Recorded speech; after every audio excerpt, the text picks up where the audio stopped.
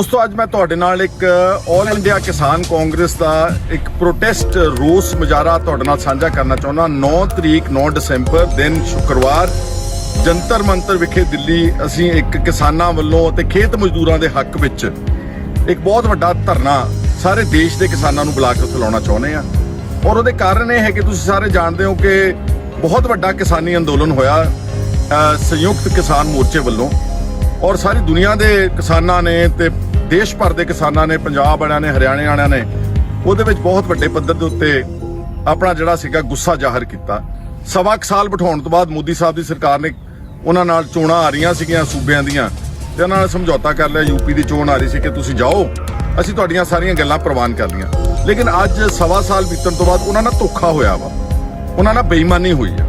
इस करके अज मैं एक चिट्ठी लिख रहा वां प्राइम मिनिस्टर साहब नूं और ਉਹਦੇ 'ਚ ਉਹਨਾਂ ਨੂੰ ਕੀਤੇ ਹੋਏ ਵਾਅਦੇ ਜਿਹੜੇ ਉਹ ਯਾਦ ਕਰਾ ਰਿਹਾ ਅਤੇ ਕੁਝ ਹੋਰ ਅੱਛੀਆਂ ਗੱਲਾਂ ਜਿਹੜੀਆਂ ਕਿਸਾਨਾਂ ਦੇ ਤੇ ਖੇਤ ਮਜ਼ਦੂਰਾਂ ਦੇ ਹੱਕ ਵਿੱਚ ਨੇ। ਇਹ ਸਾਡਾ ਨੁਕਤਾ ਹੋਵੇਗਾ, ਸਾਡਾ ਮੁੱਦਾ ਹੋਵੇਗਾ ਜਿਹੜਾ ਸਾਡਾ ਆਲ ਇੰਡੀਆ ਕਿਸਾਨ ਕਾਂਗਰਸ ਵੱਲੋਂ ਧਰਨਾ ਜੰਤਰ ਮੰਤਰ ਵਿਖੇ 9 ਦਸੰਬਰ ਦਿਨ ਸ਼ੁੱਕਰਵਾਰ ਵਿਖੇ ਹੋਵੇਗਾ।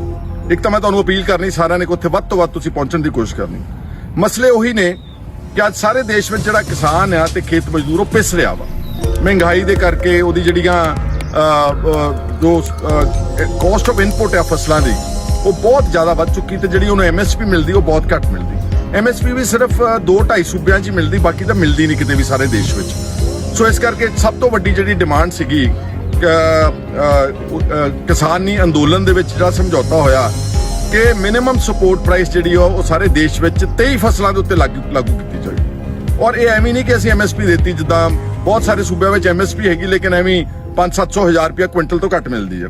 इसका फॉर्मूला जोड़ा सीगा स्वामीनाथन कमेटी रिपोर्ट की जी रिकमेंडेशन सीगी C2 प्लस 50% फॉर्मूले के हिसाब के नाल, मतलब कि टोटल कुल लागत तुहाडी कैलकुलेट करने तो बाद तुहानू जिहड़ा हैगा 50% तो उत्ते जिहड़ा मुनाफा दिता जाएगा तुहाडीआं फसलों का। उस हिसाब नाल अज कणक का भाव जिहड़ा तकरीबन 4000 रुपये क्विंटल होना चाहिए वा, जिहदे नाल किसानां नू 4 पैसे बच सकते हैं। और मोदी साहब की सरकार ने 2019 के चोण मैनीफेस्टो विच ਇਹ ਆਪ ਵਾਅਦਾ ਕੀਤਾ ਸੀ ਕਿ ਅਸੀਂ ਸਵਾਮੀਨਾਥਨ ਕਮੇਟੀ ਦੀ ਰਿਪੋਰਟ ਲਾਗੂ ਕਰਾਂਗੇ ਅਤੇ ਕਿਸਾਨੀ ਨੂੰ ਅਸੀਂ ਉਹਦੀ ਜਿਹੜੀ ਆਮਦਨ ਹੈ ਉਹ ਦੁੱਗਣੀ ਕਰਾਂਗੇ 2022 ਤੱਕ ਜਿੱਥੇ ਆਪਾਂ ਅੱਜ ਖੜੇ ਹਾਂ, ਲੇਕਿਨ ਕਿਸੇ ਨੇ ਨਹੀਂ ਕੀਤੀ। ਉਹੀ ਸਾਰਾ ਜ਼ੋਰ ਭਾਰਤ ਦੀ ਸਰਕਾਰ ਦਾ ਸ਼ਹਿਰੀਕਰਨ ਤੇ ਲੱਗਿਆ ਹੋਇਆ, ਸ਼ਹਿਰਾਂ ਦੇ ਉੱਤੇ ਸਾਰਾ ਫੋਕਸ ਕੀਤਾ ਜਾ ਰਿਹਾ, ਪਿੰਡਾਂ 'ਚ ਲੋਕਾਂ ਦਾ ਜਿਹੜਾ ਕੋਈ ਧਿਆਨ ਨਹੀਂ ਰੱਖਿਆ ਜਾ ਰਿਹਾ। ਇਸੇ ਨਾਲ ਜਿਹੜੀ ਉਹਨਾਂ ਨੇ ਕਮੇਟੀ ਬਣਾਈ ਸੀ MSP ਦੇ ਮੁਤਲਕ ਗੱਲ ਕਰਨ ਲਈ, ਉਹਦੇ 'ਚ ਕਿਸਾਨਾਂ ਨੂੰ ਲਿਆ ਹੀ ਨਹੀਂ ਕਿਸੇ ਨੂੰ। ਇੱਕ IAS ਅਫਸਰ ਜਿਹੜੇ ਦਿੱਲੀ ਬੈਠੇ ਨੇ ਰਿਟਾਇਰਡ ਐਗਰੀਕਲਚਰ ਸੈਕਟਰੀ ਉਹਨਾਂ ਦੇ ਅਧੀਨ ਬਣਾਤੀ, ਉਹ ਕਮੇਟੀ ਦੁਬਾਰਾ ਬਣਨੀ ਚਾਹੀਦੀ ਹੈ। ਔਰ ਇਸੇ ਤਰ੍ਹਾਂ ਹੀ ਜਿਹੜਾ ਜੋ ਕਰਜ਼ਾ ਚੜਿਆ ਵਾ ਕਿਸਾਨਾਂ ਤੇ, ਇਕੱਲੇ ਪੰਜਾਬ ਦੀ ਆਪਾਂ ਗੱਲ ਕਰਦੇ ਜਾਣਦੇ ਹਾਂ ਕਿ 1 ਲੱਖ ਕਰੋੜ ਰੁਪਏ ਦਾ ਕਰਜ਼ਾ ਛੋਟੇ ਤੇ ਦਰਮਿਆਨੇ ਕਿਸਾਨ ਦੇ ਉੱਤੇ, ਜਦ ਕਿ BJP ਨੇ ਇਹਨਾਂ ਲੋਕਾਂ ਦਾ ਕਰਜ਼ਾ ਮਾਫ ਕਰਨਾ ਜਾਂ ਖੇਤ ਮਜ਼ਦੂਰਾਂ ਦਾ ਕਰਜ਼ਾ ਮਾਫ ਕਰਨ ਦੀ ਬਜਾਏ ਪਿਛਲੀ ਪਾਰਲੀਮੈਂਟ ਵਿੱਚ ਖੁਲਾਸਾ ਕੀਤਾ ਗਿਆ ਕਿ ਅਸੀਂ पिछले 5 सालों में BJP की केंद्र सरकार ने 10 लाख करोड़ रुपया कॉरपोरेट घराणिਆਂ ਦਾ माफ किया वा। अडानिया का, अंबानिया का, टाटिया का, बिरलिया का एक एक घर का कह रही 2-2, 2.5-2, 3-3, 5-5 हज़ार करोड़ रुपया एक झटके च माफ कर दिता। लेकिन जो किसानों का कर्जा लाख रुपया, 2 लाख रुपया, 5 लाख रुपया वो किसी ने माफ नहीं किया। और ये कर्जा करोड़ों घराणिਆਂ ਦਾ ਵਾ। जे आप सारे देश में किसानों के खेत मजदूरों की गल करिए तो यह कर्जा जोड़ा वा एक करोड़ों फैमिलीज का, जबकि जो कॉरपोरेट का माफ होया वो चंद परिवारों का कर्जा सीगा। इस तरह नाल जिहड़ा ब्याज की दर है खेती के वास्ते वो मैं समझदा कि बहुत ज़्यादा वा। अज इंडस्ट्री का ते एग्रीकल्चर का रेट ऑफ इंटरस्ट बैंकों का सेम ही आ कि आपां जिहड़े वड्डे कॉरपोरेट ने, बिजनेसमैन ने, कि उन्हां दे नाल असीं मुकाबला कर सकते हैं, उन्हां ब्याज दे सकते हैं। सारी दुनिया के जिहड़े विकसित देश ने अमेरिका वर्गे उत्थे रेट ऑफ इंटरस्ट मसी 2 ਤੋਂ 2.5% है एग्रीकल्चर के उत्ते। सारा कुछ सबसिडाइज आ। डीजल उन्हां दा नीले रंग का वा। जे उन्हां दी फसल फर्ज करो किसी साल ज़्यादा आ गई आ, तुहाडी जमीन खाली रखण दा भी पैसा दिंदे ने। सो असीं चाहुंदे कि जिहड़ा रेट ऑफ इंटरस्ट है बैंकों का वो एग्रीकल्चर सैक्टर में सीधा 50% घटाया जाए। अद्धा रेट अगर 11% या 10% है उन्होंने 4.5-5% के उत्ते लिया जाए ताकि किसानी जिहड़ी है वो प्रॉफिटेबल हो सके। एक बिजली का बिल धोखा होया किसानों नाल, इलैक्ट्रिसिटी अमेंडमेंट बिल वो बेईमानी की BJP ने उन्होंने वायदा करके मुड़ के पार्लीमेंट में इंट्रोड्यूस किया, उसका विरोध करांगे। एक जिहड़ा रोंदिया सीगा ਕਿਸਾਨਾਂ ਨੂੰ ਤੇ ਇੱਕ ਜਰਨਲਿਸਟ ਨੂੰ ਲਖੀਮਪੁਰ ਖੇਰੀ ਵਿੱਚ ਅਜੇ ਮਿਸ਼ਰਾ ਜਿਹੜੇ ਮਿਨਿਸਟਰ ਹੈ ਗਵਰਨਮੈਂਟ ਆਫ ਇੰਡੀਆ ਦੇ ਹੋਮ ਮਿਨਿਸਟਰ ਆ ਸਟੇਟ ਦੇ, ਉਹਨਾਂ ਦੇ ਮੁੰਡੇ ਨੇ, ਉਹ ਅੱਜ ਤੱਕ ਬੇਇਨਸਾਫੀ ਜਾਰੀ ਆ। ਉਹਦੇ ਵਿੱਚ ਉਸ ਮਿਨਿਸਟਰ ਨੂੰ ਮੋਦੀ ਸਾਹਿਬ ਨੂੰ ਆਪਣੀ ਸਰਕਾਰ ਚੋਂ ਕੱਢਣਾ ਚਾਹੀਦਾ ਵਾ, ਔਰ ਉਹ ਜਿਹੜੇ ਗੁਨਾਹਗਾਰ ਆ ਉਹਨਾਂ ਨੂੰ ਬਹੁਤ ਵੱਡੀ ਸਜ਼ਾ ਮਿਲਣੀ ਚਾਹੀਦੀ, ਕਿਉਂਕਿ ਉਹਨਾਂ ਨੇ ਬਹੁਤ ਬੇਰਹਿਮੀ ਦੇ ਨਾਲ 4 ਵਿਅਕਤੀਆਂ ਨੂੰ ਆਪਣੀ ਜੀਪ ਦੇ ਥੱਲੇ ਰੌਂਦ ਕੇ ਕੁਚਲ ਦਿੱਤਾ ਸੀਗਾ। ਇਸੇ ਤਰ੍ਹਾਂ ਹੀ ਕ੍ਰੌਪ ਇੰਸ਼ੋਰੈਂਸ ਇੱਕ ਚੱਲ ਰਹੀ ਆ ਵੈਸੇ ਦੇਸ਼ ਵਿੱਚ ਪ੍ਰਧਾਨ ਮੰਤਰੀ ਬੀਮਾ ਯੋਜਨਾ, ਲੇਕਿਨ ਉਹ ਸਾਰੇ ਮੈਂ ਸੂਬਿਆਂ 'ਚ ਗਿਆ, ਉੜੀਸਾ 'ਚ, ਛੱਤੀਸਗੜ੍ਹ 'ਚ, ਮੱਧ ਪ੍ਰਦੇਸ਼, ਉਹ ਫਲॉप ਆ। ਉਹ ਸਾਰੀ ਜਿਹੜੀ ਕਰਪਸ਼ਨ ਦੇ ਨਾਲ ਤੇ ਉਹ ਜਿਹੜਾ ਅਸਲ ਬੀਮਾ ਮਿਲਣਾ ਚਾਹੀਦਾ ਕਿਸੇ ਖਰਾਬੇ ਦਾ ਫਸਲਾਂ ਦਾ ਕਿਸਾਨਾਂ ਨੂੰ, ਉਹ ਬਿਲਕੁਲ ਨਹੀਂ ਮਿਲਦਾ। ਇਹ ਉਹ ਮਸਲਾ ਹੋਵੇਗਾ ਸਾਡਾ। ਇੱਕ ਸਾਰੇ ਦੇਸ਼ ਵਿੱਚ ਸਭ ਨੂੰ ਪੈਨਸ਼ਨ ਦਿੱਤੀ ਜਾ ਰਹੀ ਆ। ਕੋਈ ਮੁਲਾਜ਼ਮ ਕੰਮ ਕਰਦਾ ਵਾ, 25 ਸਾਲ ਨੌਕਰੀ ਕਰਦਾ, ਉਹਨੂੰ ਚੰਗੀ ਮੋਟੀ ਪੈਨਸ਼ਨ ਮਿਲਦੀ ਆ।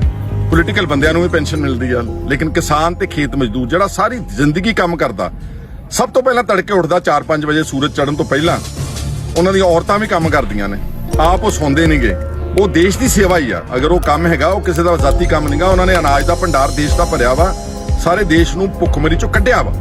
ਸੋ ਸਾਡੀ ਪ੍ਰਪੋਜ਼ਲ ਹੈਗੀ ਜਿਹੜੀ ਕਿ ਅਸੀਂ ਡਿਬੇਟੇਬਲ ਆ, ਅਸੀਂ ਆਪਣੀ ਮੈਨੀਫੈਸਟੋ ਜਿਹੜਾ ਕਾਂਗਰਸ ਦਾ ਬਣਾਵਾਂਗੇ 2024 ਚ, ਆਪਣੀ ਲੀਡਰਸ਼ਿਪ ਨਾਲ ਗੱਲ ਕਰਾਂਗੇ, ਲੇਕਿਨ ਅਸੀਂ ਪ੍ਰਪੋਜ਼ ਕਰ ਦੇਂਗੇ 5000 ਰੁਪਇਆ ਪ੍ਰਤੀ ਮਹੀਨਾ ਕਿਸਾਨਾਂ ਤੇ ਖੇਤ ਮਜ਼ਦੂਰਾਂ ਦੀ ਲਗਾਤਾਰ ਹਰ ਮਹੀਨੇ ਪੈਨਸ਼ਨ ਉਹਨਾਂ ਨੂੰ ਮਿਲਣੀ ਚਾਹੀਦੀ ਹੈ। ਇਸੇ ਤਰ੍ਹਾਂ ਜਿਹੜੇ ਗਰੀਬ ਨੇ, ਜਿਹੜੇ ਲੇਬਰ ਜਮਾਤ ਹੈਗੀ ਆ ਪਿੰਡਾਂ ਦੀ ਖੇਤੀ ਨਾਲ ਕਨੈਕਟਡ, ਨਾਟ ਸ਼ਹਿਰਾਂ ਵਾਲੀ ਨਹੀਂ ਮੈਂ ਗੱਲ ਕਰ ਰਿਹਾ, ਜਿਹੜੀ ਫਾਰਮ ਲੇਬਰਰਸ ਹੈਗੇ ਆ, ਉਹਨਾਂ ਦਾ ਬਹੁਤ ਮਾਮੂਲੀ ਜਿਹਾ ਕਰਜ਼ਾ, ਕਿਸੇ ਦਾ 25000 ਹੈ, ਕਿਸੇ ਦਾ 50000 ਹੈ, ਕਿਸੇ ਦਾ 60000 ਰੁਪਇਆ, ਉਹ ਸਾਰਾ ਕਰਜ਼ਾ ਰਾਈਟ ਆਫ ਹੋਣਾ ਚਾਹੀਦਾ। ਉਹ ਜਿਹੜਾ ਕਾਰਪੋਰੇਟ ਘਰਾਣਿਆਂ ਦਾ ਮਾਫ ਕੀਤਾ, ਉਹਦਾ ਚੀਚੀ ਤੋੜ ਵੀ ਘੱਟ ਹੈਗਾ ਵਾ ਕਰਜ਼ਾ, ਉਹ ਮਾਫ ਹੋਣਾ ਚਾਹੀਦਾ। ਉਹ ਸਾਡੇ ਏਜੰਡੇ ਦੇ ਉੱਤੇ ਲੈ ਕੇ ਅਸੀਂ ਜਾ ਰਹੇ।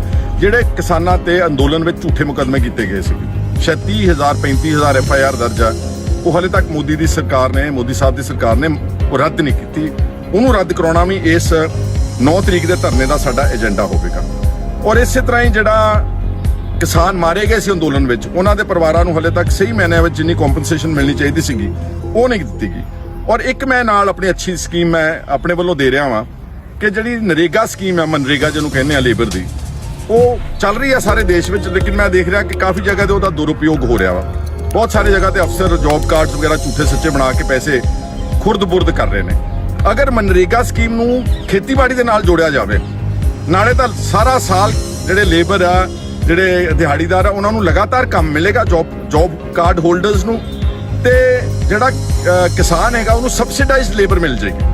ਵੈਸੇ ਤਾਂ ਸਾਰੀ ਪੇਮੈਂਟ ਗਵਰਨਮੈਂਟ ਆਫ ਇੰਡੀਆ ਕਰ ਸਕਦੀ, ਪਰ ਜੇ ਨਹੀਂ ਤੇ ਫਿਰ ਇਹ ਜਿਹੜੀ ਮਨਰੇਗਾ ਦੀ ਲੇਬਰ ਦੀ ਕਾਸਟ ਆਊਗੀ ਖੇਤਾਂ 'ਚ ਕੰਮ ਕਰਨ ਵਾਸਤੇ, ਫਸਲਾਂ ਵੱਢਣ ਤੇ ਬੀਜਣ ਦੇ ਵਾਸਤੇ, ਉਹ ਅੱਧਾ ਕਿਸਾਨ ਚੱਲ ਲਵੇ 50%, ਤੇ ਅੱਧਾ ਜਿਹੜਾ ਕਾਸਟ ਆ ਉਹਦੀ ਗਵਰਨਮੈਂਟ ਆਫ ਇੰਡੀਆ ਚੱਲ ਸਕਦੀ। ਇਸ ਨਾਲ ਲੇਬਰ ਸਬਸਿਡਾਈਜ਼ ਵੀ ਹੋ ਜੂਗੀ ਤੇ ਲੇਬਰ ਨੂੰ ਕੰਮ ਵੀ ਮਿਲੇਗਾ। ਇੱਕ ਜਿਹੜੇ ਵੱਡੇ ਸਾਈਲੋਜ਼ ਬਣ ਰਹੇ ਨੇ ਦੇਸ਼ ਵਿੱਚ, ਸਾਰੇ ਜਿਹੜੇ ਸਾਈਲੋਜ਼ ਮਤਲਬ ਗੋਦਾਮ ਬਣ ਰਹੇ ਨੇ ਸਟੀਲ ਦੇ, ਤੁਸੀਂ ਦੇਖੇ ਹੋਣੇ ਵੱਡੇ ਵੱਡੇ ਜਿੱਦਾਂ ਮੋਗੇ ਵਿੱਚ ਬਣਿਆ, ਇਹ ਸਾਰੇ ਲਗਭਗ ਅਡਾਨੀ ਨੂੰ ਦਿੱਤੇ ਜਾ ਰਹੇ ਨੇ ਜਾਂ ਇਸ ਪੱਧਰ ਦੇ ਉੱਤੇ ਕਾਰਪੋਰੇਟਸ ਨੂੰ ਦਿੱਤੇ ਜਾ ਰਹੇ ਨੇ।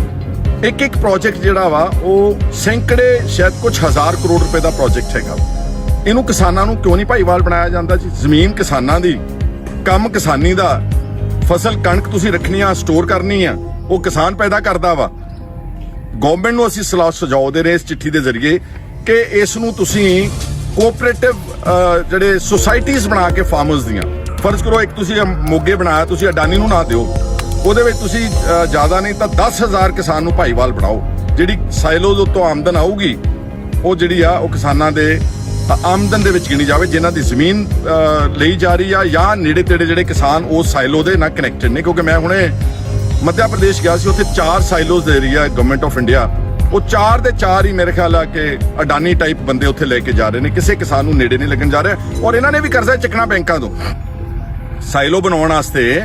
ਕਿਸੇ ਨੇ ਆਪਣੀ ਜੇਬ ਚੋਂ ਤਾਂ ਪੈਸਾ ਲਾਉਣਾ ਨਹੀਂਗਾ, ਸਾਰਾ ਪੈਸਾ ਬੈਂਕਾਂ ਨੇ ਦੇਣਾ ਤੇ ਫਿਰ ਸਾਈਲੋ ਬਣਨੇ। ਤੇ ਜੇ ਉਹੀ ਸਾਈਲੋਜ਼ ਵਿੱਚ ਕਿਸਾਨਾਂ ਨੂੰ ਤੁਸੀਂ ਭਾਈਵਾਲ ਬਣਾਓਗੇ ਜਾਂ ਖੇਤ ਮਜ਼ਦੂਰਾਂ ਨੂੰ ਵੀ ਲਿਖੋਗੇ ਵਿੱਚ, ਕੋਆਪਰੇਟਿਵ ਸੁਸਾਇਟੀ ਬਣਾ ਕੇ ਉਹਨਾਂ ਨੂੰ ਇੱਕ ਪਾਰਟਨਰਸ ਬਣਾਓਗੇ, ਉਹਦੇ ਨਾਲ ਇਹਨਾਂ ਨੂੰ ਆਮਦਨ ਵਧੇਗੀ। ਸੋ ਇਸ ਤਰ੍ਹਾਂ ਦੇ ਮੁੱਦੇ ਲੈ ਕੇ ਅਸੀਂ ਸਾਰੇ 9 ਦਸੰਬਰ ਨੂੰ ਅਸੀਂ ਜੰਤਰ ਮੰਤਰ ਵਿਖੇ ਪਹੁੰਚ ਰਹੇ ਹਾਂ।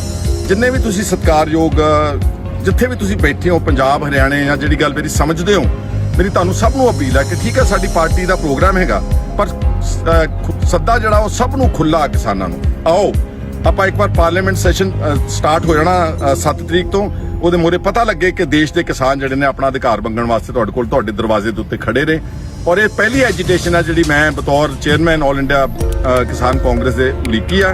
ਸਾਡੇ ਇਸ ਪ੍ਰੋਗਰਾਮ ਵਿੱਚ ਕਾਂਗਰਸ ਦੀ ਜਿਹੜੀ ਵੱਡੀ ਲੀਡਰਸ਼ਿਪ ਹੈ ਦਿੱਲੀ ਤੋਂ ਨੈਸ਼ਨਲ ਪੱਧਰ ਦੀ, ਉਹ ਸਾਰੇ ਹਿੱਸਾ ਲੈਣਗੇ। ਮੈਂ ਕੋਸ਼ਿਸ਼ ਕਰੂੰਗਾ ਕਿ ਸਾਡੇ ਪ੍ਰਧਾਨ ਸਾਹਿਬ ਜਿਹੜੇ ਖੜਗੇ ਜੀ ਬਣੇ ਨੇ ਉਹ ਵੀ ਸਾਡੇ ਇਸ ਇਕੱਠ ਵਿੱਚ ਆਉਣ ਤਾਂ ਕਿ ਕਿਸਾਨਾਂ ਦੀਆਂ ਗੱਲਾਂ ਜਿਹੜੀਆਂ ਸੁਣ ਸਕਣ। ਅਤੇ ਇਸ ਦਾ ਮਕਸਦ ਇਹ ਹੈਗਾ ਕਿ 2024 ਦੀ ਜਿਹੜਾ ਇਲੈਕਸ਼ਨ ਹੋਵੇ ਦੇਸ਼ ਦੀ, ਉਹਦੇ ਮੈਨੀਫੈਸਟੋ ਦੇ ਵਿੱਚ ਇਹ ਸਾਰੇ ਨੁਕਤੇ ਕਾਂਗਰਸ ਪਾਰਟੀ ਕਿਸਾਨਾਂ ਤੇ ਖੇਤ ਮਜ਼ਦੂਰਾਂ ਦੇ ਨਾਲ ਵਾਅਦਾ ਕਰੇ। ਇਸ ਮਕਸਦ ਨਾਲ ਤੁਹਾਡੇ ਅੱਜ ਵਿਚਾਰ ਸਾਂਝੇ ਕੀਤੇ ਸੀਗੇ।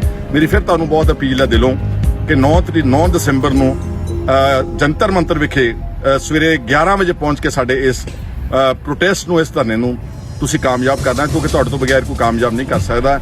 ਉਹ ਕਹਾਵਤ ਹੁੰਦੀ ਸੀ ਪਹਿਲਾਂ ਕਿਸੇ ਵੇਲੇ, ਉੱਤਮ ਖੇਤੀ, ਮੱਧ ਵਪਾਰ, ਨਿਖਿੱਧ ਨੌਕਰੀ। ਸਭ ਤੋਂ ਵਧੀਆ ਐਗਰੀਕਲਚਰ ਸੀ, ਦੂਜੇ ਨੰਬਰ ਤੇ ਵਪਾਰ ਸੀ, ਤੀਜੇ ਨੰਬਰ ਤੇ ਨੌਕਰੀ ਸੀ। ਹੁਣ ਸਾਰਾ ਕੰਮ ਉਲਟਾ ਹੋ ਗਿਆ ਕਿਉਂਕਿ ਨੀਤੀਆਂ ਸਾਡੇ ਇਸ ਦੇਸ਼ ਵਿੱਚ ਕਿਸਾਨਾਂ ਦੇ ਹਮੇਸ਼ਾ ਉਲਟ ਬਣੀਆਂ ਨੇ। ਤਾਂ ਅੱਜ ਐਗਰੀਕਲਚਰ ਸਭ ਤੋਂ ਥੱਲੇ, ਹਾਲਾਂਕਿ ਸਭ ਤੋਂ ਕਲੀਨ ਪ੍ਰੋਫੈਸ਼ਨ ਹੈ, ਇਹਦੇ ਵਿੱਚ ਕੋਈ ਭ੍ਰਿਸ਼ਟਾਚਾਰ ਨਹੀਂ ਹੈ। ਬਾਕੀ ਸਭ ਕੋਈ ਟੈਕਸ ਚੋਰੀ ਕਰਦਾ ਵਾ, ਕੋਈ ਸਰਕਾਰੀ ਮੁਲਾਜ਼ਮ ਪੈਸੇ ਖਾਂਦਾ ਵਾ। ਬਹੁਤ ਕਿਸਾਨ ਤੇ ਖੇਤ ਮਜ਼ਦੂਰ ਆ ਜਿਹੜਾ ਖੂਨ ਪਸੀਨੇ ਦੀ ਕਮਾਈ ਕਰਕੇ ਆਪਣੇ 10 ਦੀ ਕਿਰਤ ਨਾਲ ਰੋਟੀ ਖਾਂਦਾ। ਸੋ ਚਲੋ ਦਿੱਲੀ 9 ਦਸੰਬਰ ਜੰਤਰ ਮੰਤਰ। ਧੰਨਵਾਦ।